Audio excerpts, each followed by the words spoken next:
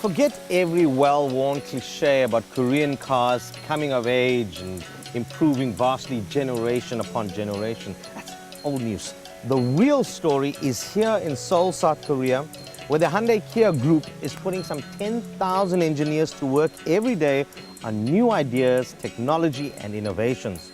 Now these guys, they test, they prove, they design in a vast facility the size of 500 soccer fields. And they come up with new products like this, the all-new Kia Sportage.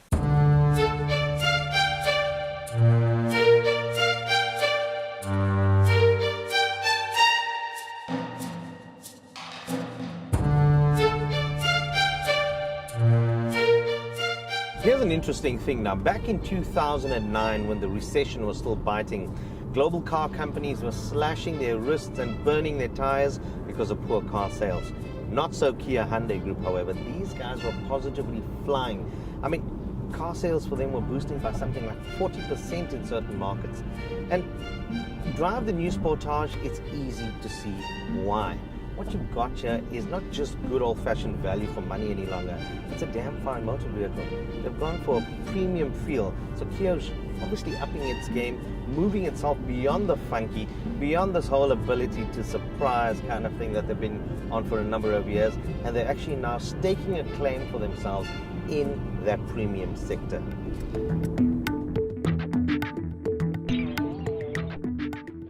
All our cars from now on, and already the ones that are on the market now, have this new identity. They have the new face, what people call a tiger nose. And I think that's very important to have a common identity for the cars, for the products, so you recognize a Kia everywhere in the world. The new Sportage is such a big step compared to the old one. It's really a leap forward for, also for Kia. It's more a CUV than an SUV, so it has a lot of, say, on-road qualities look-wise, but it's still an off-roader. So that's quite a good combination. And what I like about it is that it has a very clear and very clean design, so it's kind of timeless. I like the whole car, and I like its proportion, I like the cleanliness, the strong C-pillar, which makes it sit on the wheels, and also the relation of the sheet metal to the window graphic, which is very extreme in a way. The windows are really low, so from the inside you get this kind of rally car feeling, but also a safe feeling. But still, you're going to have a good visibility, but also you feel safe. Some 5% of total revenue for the Kia Hyundai Group is plowed back into research and development. At the R&D center in Namyang outside Seoul, 10,000 engineers work daily on powertrains, transmissions, wind tunnels, extensive crash testing, both in computer simulations and with new models featuring multi-million-dollar crash test dummies. One thing they have done is completely rework the rear suspension of the Sportage. And of course, if you drive the all-wheel drive version, you're going to have the ability to lock it and have 50-50 power distribution between front and rear. Now, for me, they haven't worked enough on that front suspension to give it more sharpness in terms of the turning. You've got this front-end suspension that's really just a slight modification of the previous version that was on the Sportage. Added to the fact that you've got this hydraulic steering, which feels just slightly underweighted, and you want a little bit more meat, a little bit more solidity to the steering, especially at high speeds. It just kind of feels like it does want to turn in too easily, too quickly. Maybe it's just we need to get a little bit more used to the new hydraulic steering setup that they've got on here, but certainly some interesting range of experiences just from driving it on these initial distances around Seoul.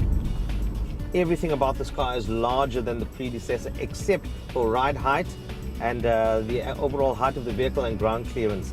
Those are more in line now with the sort of city SUVs, as it were, but you've got longer overhangs rear and front, although looking from the exterior design you wouldn't say so. The dimensions, it's a wider vehicle, there's a lot more legroom. Sit in the back, great legroom, great headroom in this particular vehicle. Very neat, modular, well laid out.